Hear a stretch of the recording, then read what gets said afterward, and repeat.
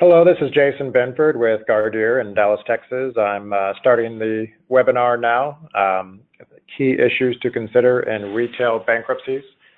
I hope everyone can see all the slides and can hear me okay. There is a process for typing out questions. This is going to be an hour-long webinar, and what I plan on doing is speaking for about 45 minutes and then reserving the last 15 minutes or so for any questions that folks may have. So please feel free to type in the questions. There should be a window on the right side, and I'll be happy to answer those along the way. So let's get started. What we're going to talk about today are a few different things, and what I'm going to assume is not a whole lot of bankruptcy knowledge, but we'll build that base quickly and then move on into more specific issues to retail, the reason you signed up today. And I also will acknowledge that this presentation will be slightly weighed in favor of the vendor side of the equation rather than the debtor side of the equation. By that I mean things that are useful for people who are going to be creditors in a bankruptcy, as opposed to tips on getting ready to file your own company and do a Chapter 11. That said, it's not going to be fully a vendor presentation. I will, of course, touch on things that are applicable to companies that do choose to and need to file Chapter 11. So what are we going to talk about? First, we'll touch on retail issues, just the state of the retail industry as a bankruptcy lawyer sees it, and then go through the bankruptcy basics, like I said, to build that Chapter 11 foundation. We're going to talk about executory contracts and leases. Bankruptcy is a jargon-heavy practice. Executory contract is an important term, and it greatly affects your rights as a creditor in a bankruptcy case, and also is a very significant aspect to any Chapter 11 case, especially retail cases. We'll drill down more on vendor issues that vendors really need to pay attention to and can be particularly important in a retail bankruptcy case. And then finally, we'll finish with 363 sales. 363 refers to the section of the bankruptcy code, but what 363 sales typically are sales of a business inside Chapter 11. And they are quite common, actually more common than straight Chapter 11 reorganizations. And so they bear quite a bit of discussion given how common they are and how bankruptcy is typically these days used as a tool to sell a company rather than to reorganize. So retail issues. The retail industry is changing rapidly. I don't have to tell the folks on this call that. You probably read the paper. And one of the big reasons that everyone is chattering about the retail industry changing, of course, is Amazon and the rise of internet retail. Amazon is a significant factor as I read things, as I read the tea leaves out there, but I don't think it's the only factor in this current state of the retail industry.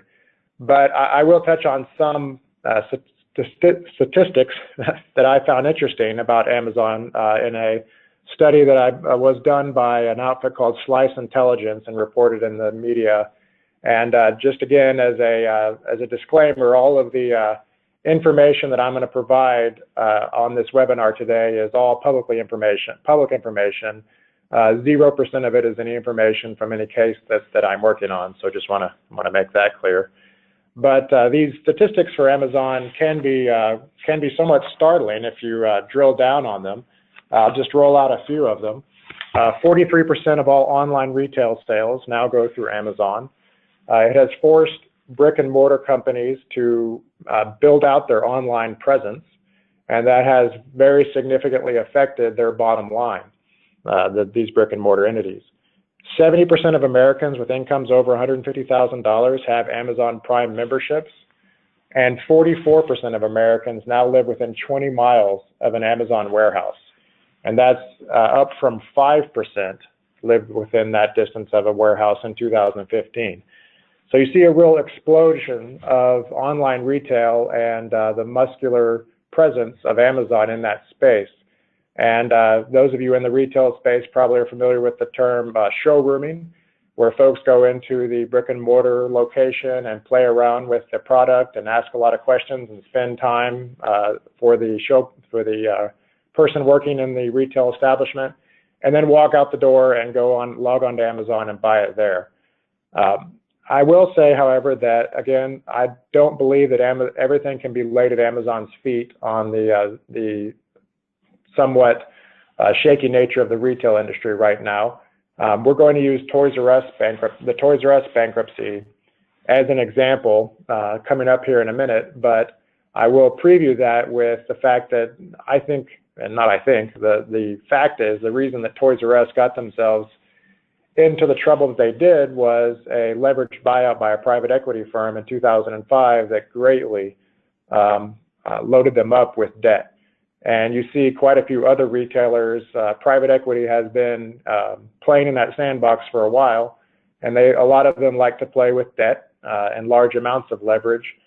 And so when any company is loaded up with that much debt, anything can really lead them to teeter over into the edge of Chapter 11, not necessarily just the scary ghost that everyone says Amazon is. And so that's something to consider. Large national retailers have had a hard time in Chapter 11 since 2005. And why do I pick the year 2005? The reason is that the bankruptcy laws changed that year and made a large Chapter 11 bankruptcy case more difficult and expensive for a national chain, for example. A couple of reasons for that are just the different claims that were created under the law in 2005. One of them are called 503b9 claims. Again, remember, bankruptcy is a jargon-heavy practice, but what 503b9 claims are claims payable on account of goods delivered to the debtor, the company that filed bankruptcy, in the 20 days prior to the bankruptcy filing. Those have to be paid in full in order to confirm a plan now, and it wasn't that way before 2005, and so that makes bankruptcy more expensive. There's another change in 2005 is that landlords were given significantly more leverage on the time period where a debtor has to decide what to do with that lease in a Chapter 11 case, again, making the case more expensive because many of the companies that have national chains, for example, that go into Chapter 11, have to hire generally an army of advisors to analyze all the leases and find out what to do with them. And so we have, since 2005, somewhat of a graveyard of national retailers who have gone into Chapter 11 and have had, like I said, a hard time. Not necessarily all failed cases, I wouldn't call them that, but they are retailers that you just don't see on the corner anymore. They've either been sold and gone, some of them have gone on to a purely online presence, some of them have liquidated, and just some examples are Sports Authority, Blockbuster, Circuit City, Linens and Things, Radio Shack, Sharper Image, Borders, KB Toys, Bombay, Movie Gallery. I could go on, but Chapter 11 is a rough place for national retailers, and that has not changed. Many retailers have gone to do, like I mentioned before, as opposed to a straight reorganization through Chapter 11 that might take a year and a half. Many of them are pursuing prepackaged bankruptcy, or pre-negotiated is a better way to say it, bankruptcy cases, and or very quick 363 sales. So retail Chapter 11 cases do present a number of issues for debtors and creditors alike. So let's drill down and move off of retail issues in general and start talking about bankruptcy more specifically. Bankruptcy Basics, very quickly, for those of you who aren't familiar, and for those of you who are, just hang with me here. What we're discussing today is generally Chapter 11. Chapter 11 is the reorganization chapter of the Bankruptcy Code, but don't take that to mean that reorganization is the only option in Chapter 11. Sales are actually more common in Chapter 11 than reorganizations. You'll also hear batted around in bankruptcy Chapter 7 and Chapter 13. We're not going to talk about those chapters today, but I did want to mention what they are. Chapter 7 is the liquidation. It's used to wind down a business. And Chapter 13 is for individuals, for human beings. and it's, again, a chapter that we're not going to discuss today. It's important to understand the players in a Chapter 11 case, the parties in interest. I'll refer to the debtor frequently throughout this presentation. The debtor is just the term used for the company that files bankruptcy.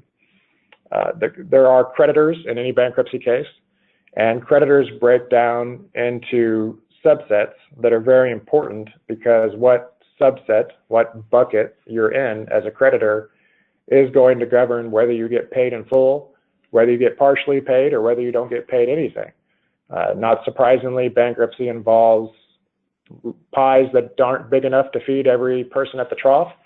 And so how much flows down to the creditors really depends on the type of creditor you are. And we'll have a slide on what I call the claim hierarchy here in a minute to talk more about that.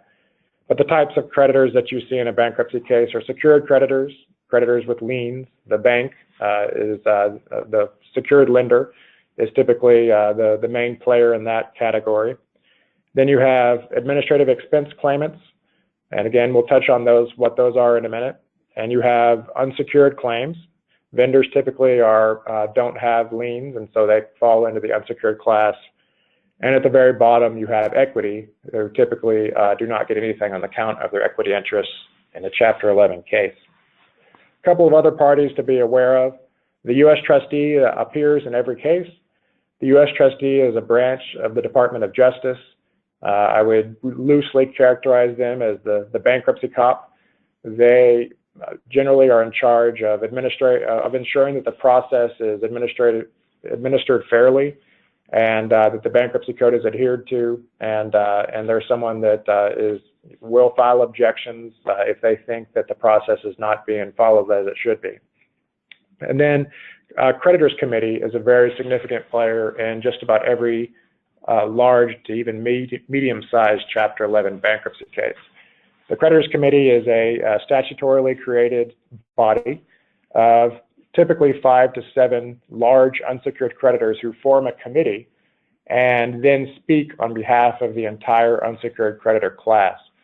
The idea is that if you have a relatively small or even a medium-sized unsecured claim, it may not make sense economically for you to hire a bankruptcy attorney and have that attorney appear at every single hearing and fight for your rights on every single issue. Instead, the creditors committee forms and picks up that sword and fights those battles on behalf of the entire creditor class. Just a few more terms under Bankruptcy Basics. The automatic stay is something important to consider. The automatic stay goes into effect every time any bankruptcy case is filed. And as the term suggests, it is automatic. There's nothing that the debtor has to do in order to make the stay go into effect. And what that means is any efforts to collect by any party from the debtor are stayed automatically. It means that every lawsuit and even every phone call asking, hey, why won't you pay me what you owe me, is prohibited. And the bankruptcy court is the venue for pursuing all of those claims. And it's important to understand that the bankruptcy filing, what's known as the petition date, the day on which the bankruptcy is filed, you could really picture a bright red line on that date, and it divides what's called the pre-petition period and the post-petition period. And any efforts to collect pre-petition that aren't done through the bankruptcy court are considered a violation of the automatic stay.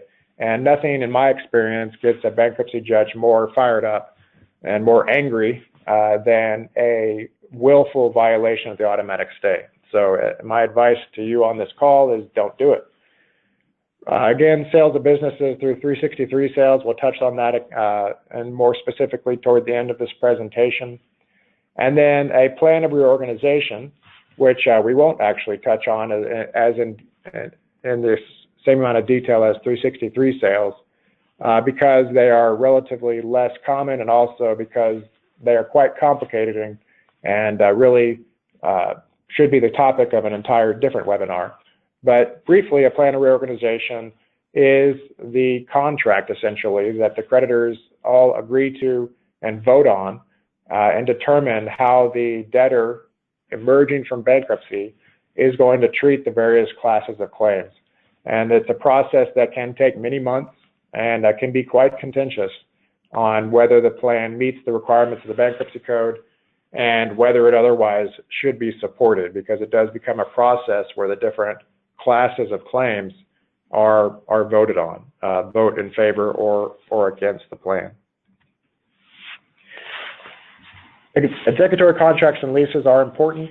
An executory contract, I need to define the term. What an executory contract is a contract that, as of the petition date, as of the day that the bankruptcy case was filed, there are material unperformed obligations on both sides of the contract.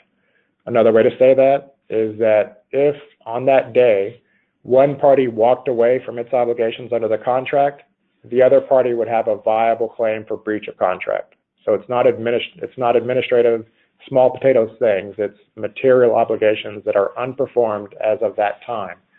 Now, it can become quite contentious on whether a contract is executory, because whether it's executory greatly changes the rights that the non-debtor party has under that contract.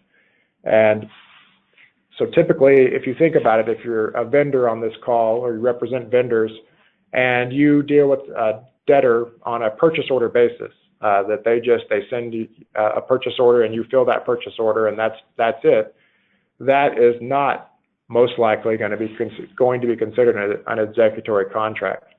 Contrast that with a long-term supply agreement that provides that you shall provide X number of widgets over calendar year 2017 under these terms, and the debtor will make periodic payments under these terms, and there are other obligations that you have under that agreement. That would be considered an executory contract and therefore subject to assumption or rejection. That's in the next slide. What a debtor has with regard to both executory contracts and leases, so all those leases for a national retailer where they are tenants and strip malls across the nations are also subject to assumption or rejection. It's a choice that the debtor makes in bankruptcy, and it's one of the most powerful reasons that a debtor will choose to go through the hassle of a Chapter 11 case. Chapter 11 can be very expensive and chaotic and unpredictable, but the simple fact of the matter is there are things that can happen inside bankruptcy that really can't happen anywhere else. There are contractual terms that can be changed and forced upon parties, and there are ways to take damages and make them into and pay them much less than 100 cents on the dollar. And bankruptcy is really the only place where that can happen, where it can be forced on the non-debtor parties, and it's why companies choose to file bankruptcy. So going back to the choice, assumption or rejection of an executory contract or lease. And this is incredibly important if you're the other party to that executory contract or lease. Assumption, choice number one that the debtor could make, is what you hope for if you're the non-debtor party to that contract. Assumption means the debtor has decided to honor that agreement and to go forward under the terms of that agreement. What the debtor has to do under assumption is they have to cure past defaults.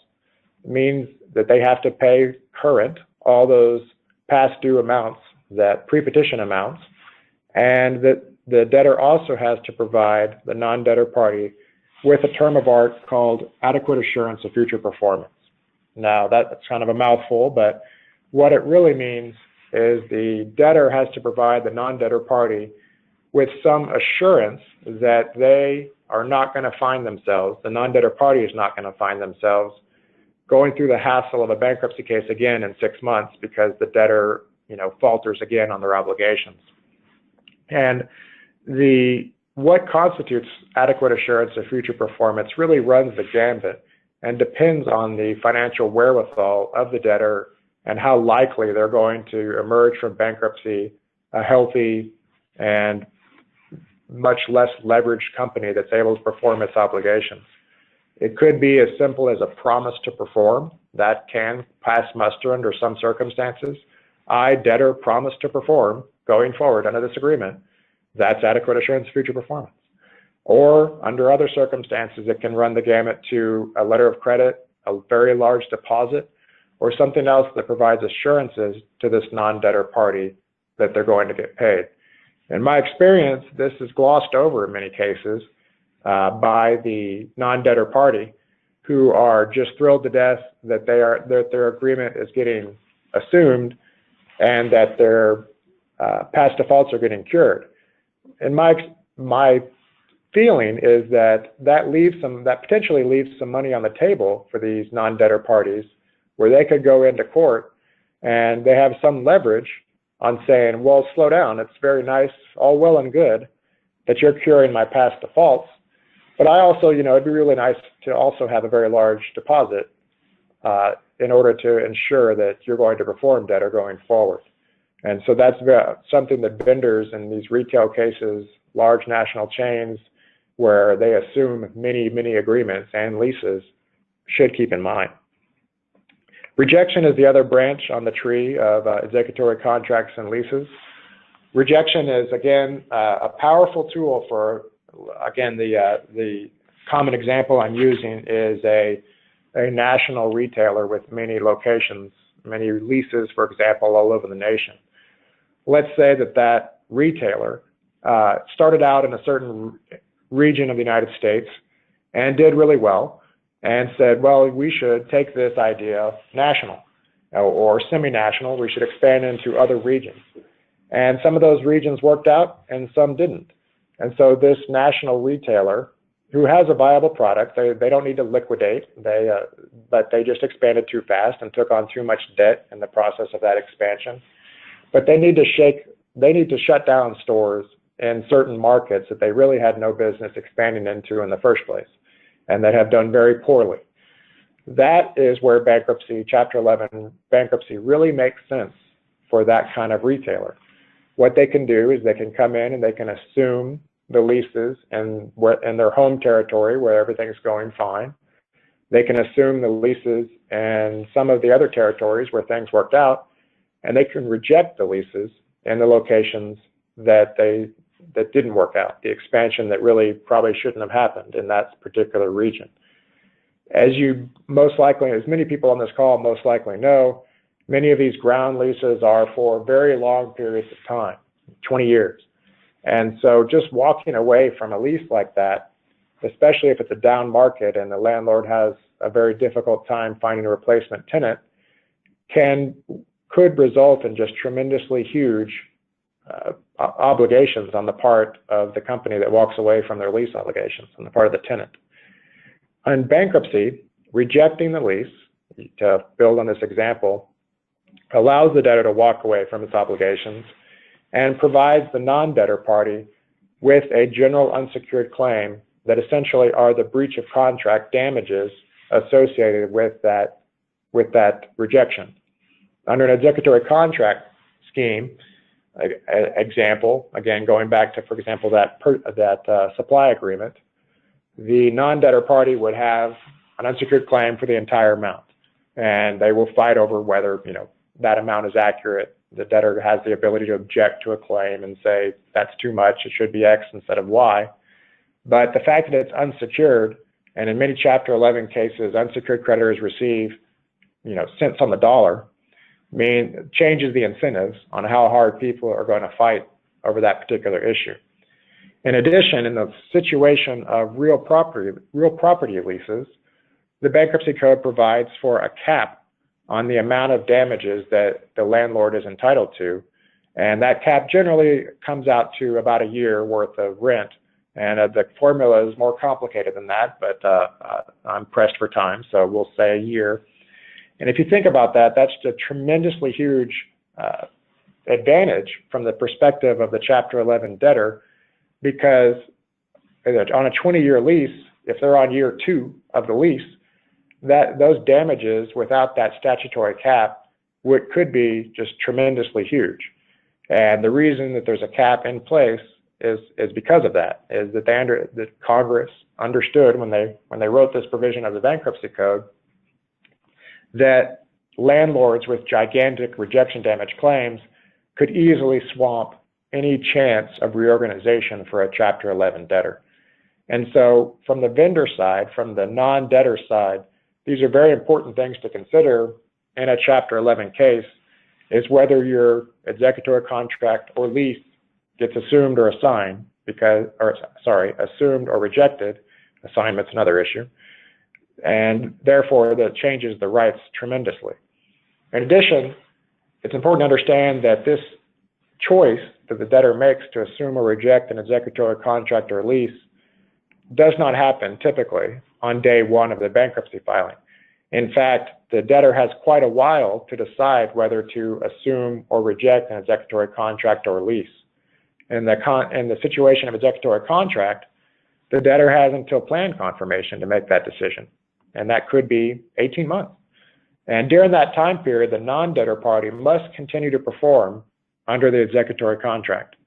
The debtor has to make payments under that contract, and generally the debtor has to perform as well. But if the debtor starts to fall down on their obligations post-petition, this is after the bankruptcy filing, in this pre-rejection, assumption rejection time period, then the non-debtor's party's remedy is not to terminate the agreement or to otherwise pursue the remedies that they have written down in that agreement, but rather their remedy is to run into court and ask the court for relief. So that's an important distinction. And again, it goes to the issue of the automatic stay, is taking self-help remedies during a bankruptcy case is a risky proposition. In the situation of a non-residential real property lease, there is a firm deadline, and that's one of the changes from the year 2005 Bankruptcy Code amendments, that typically, or not typically, actually, a debtor has a total of 210 days to make that assumption or rejection choice, and that gives the landlord party some leverage, because 210 days in a large Chapter 11 retail case is just not a lot of time. And so the debtor will come and ask for an extension of that period, and the landlord then has the leverage to say, well, I'm not going to give you that extension for free. What do you want? What's in it for me to give you this extension? So let's drill down some more on vendor issues and talk about the claim hierarchy. And why it's important to understand the claim hierarchy is because if you could picture a ladder, or maybe more, maybe a waterfall of how the money in a bankruptcy case flows down to different classes of creditors. And the way that bankruptcy works is money only flows down one rung of that ladder, or one level of that waterfall, if the claims are paid in full on the rung above it. And so an example is, and they're listed here in the term of that hierarchy, secured claims and also statutory trust fund claims, such as taxes and some other type trust fund claims that we'll talk about in a minute, are at the top of the hierarchy. So if you're a creditor with a properly perfected lien on collateral, and that collateral is worth more than your claim, then you are going to get paid in full before anybody else. No one is allowed to be paid until you're paid in full. It's a great place to be, at the top of the claim hierarchy. Right below that are administrative expense claims, and those are claims typically of the administering the bankruptcy case, and also claims that post-petition obligations that the debtor incurs. So for example, if you're a party with an executory contract and the debtor has post-petition payment obligations to you and they don't make them, you are entitled to an administrative expense claim for that amount, and you're most likely going to get paid in full on that amount, because administrative expense claims have to be paid in full in cash in order to confirm a plan in a bankruptcy case. Just below that are priority claims, which are unsecured claims but are deemed by Congress to be payable prior to general unsecured claims. An example priority claim that you see very often in retail cases are the claims of employees up to a certain statutory amount. The Bankruptcy Code recognizes that upon filing Chapter 11, if payroll isn't met, then you're probably not going to have a business to reorganize, because all the employees are going to walk off the job. And so they're entitled to a priority claim. And in practice, they don't wait around to get paid. They get paid on time because it's an understanding by all parties how important it is to maintain the ordinary practices of the business to the best extent that's possible. Following priority claims are general unsecured claims. General unsecured claims are just the vast majority of claims that a vendor is going to have, and general unsecured claims are very typically not or paid in full in Chapter 11 bankruptcy cases. Depending on how the bankruptcy case rolls out, they can be paid cents on the dollar. They can, if the bankruptcy case is a very dire situation, sometimes unsecured creditors are thrilled to death to get 5 cents on the dollar because 5 cents on the dollar is better than nothing. And in some cases, they get 100 cents. It just really depends on the facts. Again, at the very bottom of the hierarchy are equity claims that typically do not get paid on their interest in a Chapter 11 case.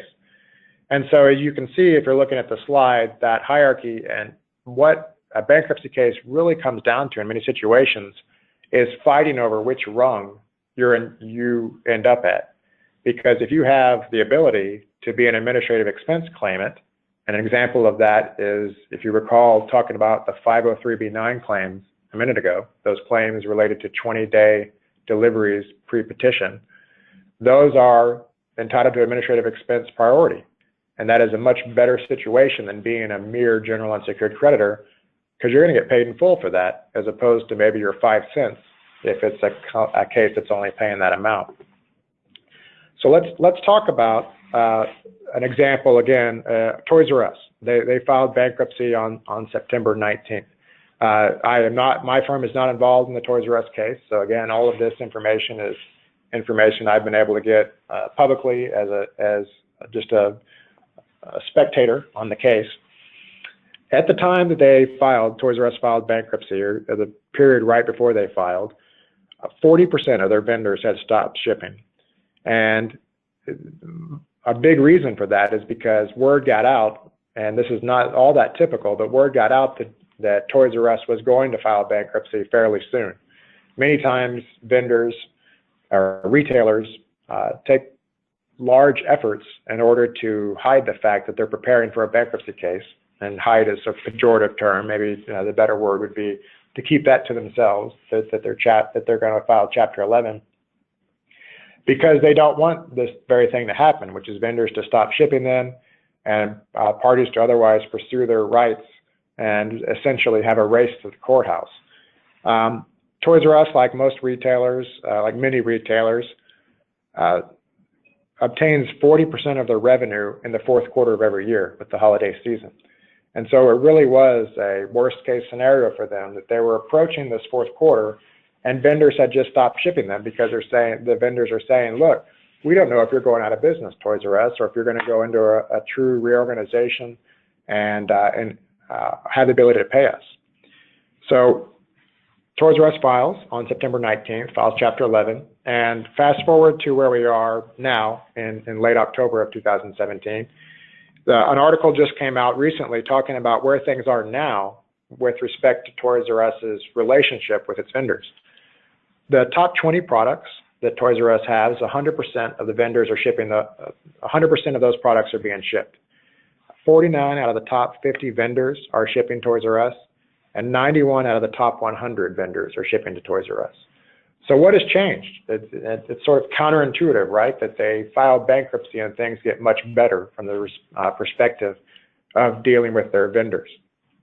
What changed is this certainty that was provided vis-a-vis the claim hierarchy to these vendors, and the assurances that Toys R Us and other parties in interest in the bankruptcy case were able to provide these vendors that they're going to get paid in the bankruptcy case, that they're going to get paid current and on time, and if they don't get paid current and on time, they're going to have an administrative expense claim in the bankruptcy case, as opposed to outside bankruptcy holding claims that who knows when they're going to get paid, and who knows, maybe they have to file a lawsuit to go get that amount paid, and then they have to follow collection efforts.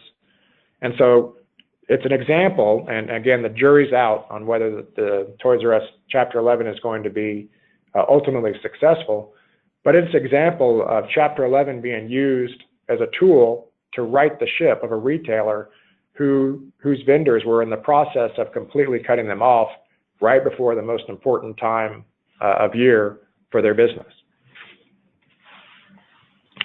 So touching on a couple more vendor issues and this is very important for those on the call who are represent vendors or who are vendors, is so you have that kind of claim in the claim hierarchy that like I just talked about. So what? Then what? Then what is that you file a claim in the bankruptcy case asserting not only the amount of your claim pre-petition, the amount of your claim as of the filing date of the bankruptcy, but also the priority of your claim.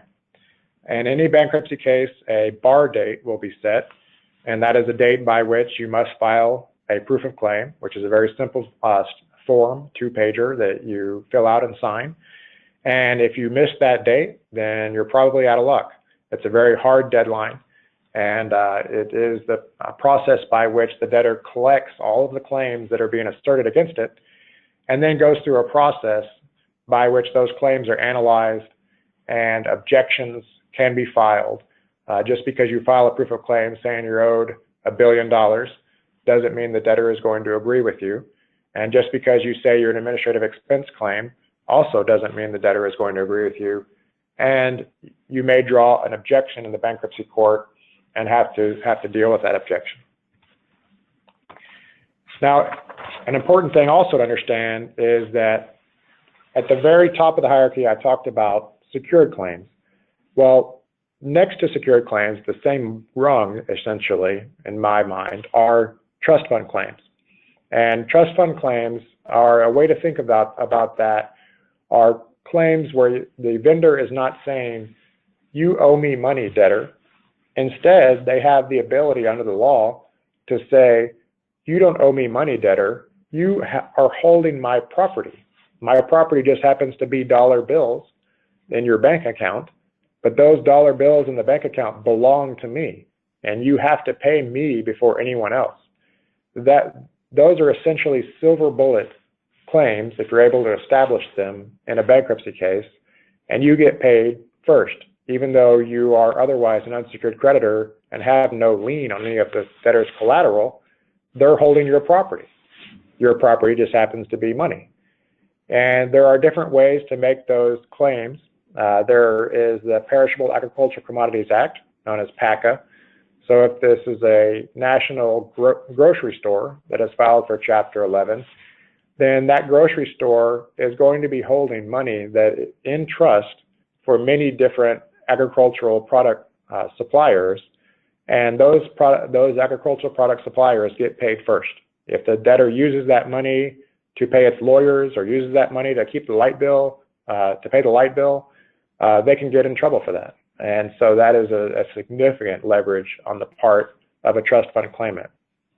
PSA stands for Packers and Stockyard Act. Again, that's similar, except it goes for meat packers. And there are other trust fund claims, other different types of trust fund claims based on state law across the nation. It's certainly something to look into if you're a vendor, because again, it's a silver bullet. You get paid. You don't have to sit around and wait on these 5 cent on the dollar type claims a general unsecured creditor might have to put up with. Now, 503b9 claims, we talked about it before. They are goods delivered within 20 days prior to the petition date. They are titled to administrative expense priority. There can be some fighting over whether the goods were delivered to the debtor or whether they were drop shipped, for example, whether they were delivered 21 days as opposed to 19 days. It can make a big difference for the debtor because those claims have to be paid in full as opposed to cents on the dollar. As a vendor who supplies a retailer with goods, in a large Chapter 11 case, what will typically happen is the debtor will go into court and ask for a process be put into place by which 503b9 claimants, a special bar date is created, and 503b9 claimants have to assert their claim, and then it gives the debtor an opportunity to review those claims and object to them and determine whether they're truly payable in full. Another way that vendors are able to jockey for position in a Chapter 11 case and get paid more than they otherwise might have gotten paid is by asserting that they are what's known as a critical vendor. Now, a critical vendor is a concept that changes from jurisdiction to jurisdiction on how viable this is. Some courts greatly disfavor it. Some courts are okay with it. But what it is the debtor will go into court and say, Your Honor, we need to pay these list of vendors in full their pre-petition claims, even though they have otherwise no rights to collateral, no liens, no administrative expense priority under the code. But we need to pay them in full, or they're not going to deal with us anymore. And it's impossible for us to realistically go find replacements to these vendors, and therefore they should get paid in full ahead of other unsecured creditors. It's a great deal for the vendor if you're able to get on that list, and you certainly should try to get on that list if there is such a list in the case where you're representing a vendor or you are a vendor. But in my experience, some vendors press their luck on this issue because if you are supplying a product to a retailer that the retailer can fairly easily go down the road and replace that product with a different supplier, then you're probably not going to get on the list. And and pressing the point is probably just going to only end up getting a bankruptcy judge mad at you for trying to jump the queue, as it were, as a general unsecured creditor. Creditor committees are also something very important to consider. As a vendor who's a general unsecured creditor in a retail bankruptcy case, you can either serve on the committee if you're a large unsecured creditor and you have that chance. That has pros and cons, serving on a committee. The committee will hire counsel, bankruptcy counsel, and that counsel is paid for by the estate expenses. The debtor foots the bill of the committee and its professionals. And so it's not, as a creditor, as a vendor actually serving on the committee, it's not going to cost money to serve on the committee, but it is going to cost time. And there will be many meetings that have to be attended via telephone, many conference calls, and also you take on a fiduciary obligation to the entire unsecured creditor class. And what you have to do is wear your committee creditor hat as opposed to your particular vendor hat and look at things that are good for the entire creditor class as opposed to pursuing solely things that might be just good for you. And so that's something something significant to consider. So there are, and at the top you see prepackaged bankruptcy cases and another way to think of that really is pre-negotiated bankruptcy cases is a better way to put it, is something that I think most people on this call will see more often, is a retailer that approaches creditors prior to filing bankruptcy and essentially pitches the idea of how the bankruptcy is going to proceed and seeks their approval prior to the bankruptcy being filed. So those are becoming more and more common. And the reason for that is that once a bankruptcy case is filed, it's been pre-negotiated, it can proceed to the ultimate conclusion of the case, whether that's a sale or whether that's a Chapter 11 plan getting confirmed, much, much faster than a case that is not pre-negotiated. And so that is really the name of the game for many debtors, is getting in and out of bankruptcy, basically going through the bankruptcy car wash as fast as possible, because of that expense and also the unpredictability. And in order, again, bankruptcy, companies all the time negotiate with their creditors outside of bankruptcy and come to an agreement and never go into bankruptcy. But there are things that only bankruptcy can do, touching on some of that rejection example with landlords, for example. And that's why Chapter 11 can be such a powerful tool for retailers in particular. Let's touch on 363 sales, since they're so common these days. Many of those cases that I rattled off before, actually most of them, retail cases, ended up being 363 sales, either successful or unsuccessful 363 sales. These sales are sales typically of the entire business as a going concern. And a 363 sale can be used to sell a particular asset.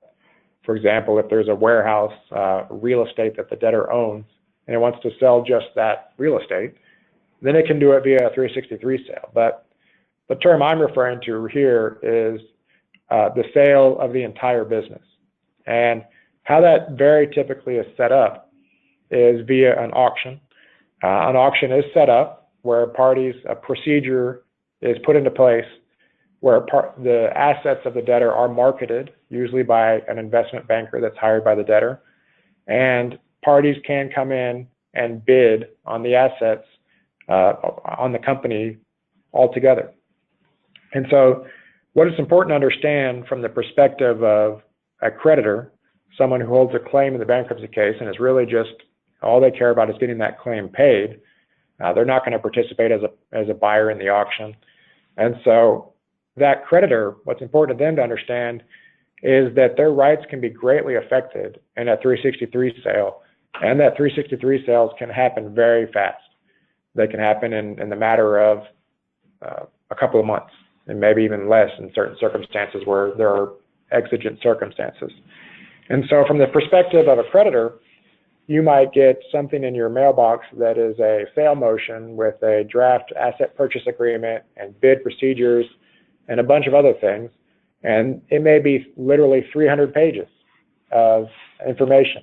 And with an objection deadline coming up in a few weeks, and on page 286, there is a very important provision on how your executory contract is going to be treated. And your cure amount, oh, by the way, is going to be zero, even though you think it's $300,000. All of these are super important issues that need to be jumped on right away by a vendor, typically by hiring a bankruptcy attorney and going into court and saying, whoa, whoa, whoa, this process, we're not going to oppose the process.